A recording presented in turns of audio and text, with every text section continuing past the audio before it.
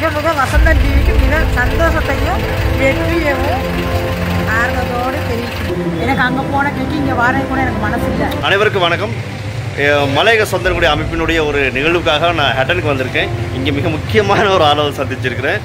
உலகத்தில் தலை சிறந்த ஒரு ஆளை உருவாக்கி இருக்கிறார் எங்களுடைய நயாப்பண்ண நாயினுடைய தாய். வெக்கதமாக இருக்கு. அனைவருக்கும் வணக்கம். ஆனால் இதெல்லாம் வந்து பார்த்து பிற்பாடு எனக்கு மிகவும் சந்தோஷமாக இருக்குது, வெற்றிகரமாகவும் இருக்குது. எனக்கு மிக வசந்தன் டிவிக்கு மிக சந்தோஷத்தையும் வெற்றியவும் ஆர்வத்தோடு தெரிவிக்கும். சரி, இப்போ ஒரு விஷயத்தை நான் சொல்ல போகிறோம். ஆமாம், அதாவது அசாயின்ஸ்லாம் வந்தோடனே நேரடி ஒரு நிகழ்ச்சியை வந்து நாங்கள் வசந்த டிவியில் வந்து கொடுக்க போகிறோம். முதல் முறையாக ஏற்கனவே வந்து சுபாஷ் சுந்தரராஜன் நாங்கள் எடுத்துட்டோம்.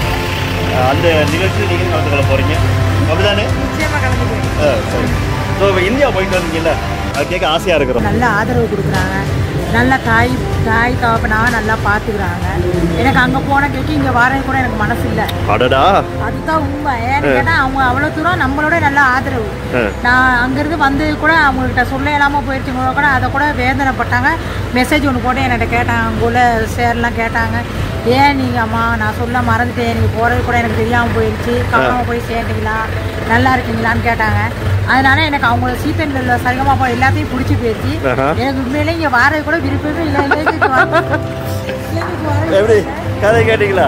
அதாவது இந்தியாவுக்கு போன பிறகு இலங்காவுக்கு வர விருப்பம் இல்லையா? சரி, பரவாயில்ல. இனி தொடர்ந்து வந்து நம்ம பொண்ணு வந்து சினிமாவில் வந்து பாட போகிறாங்க.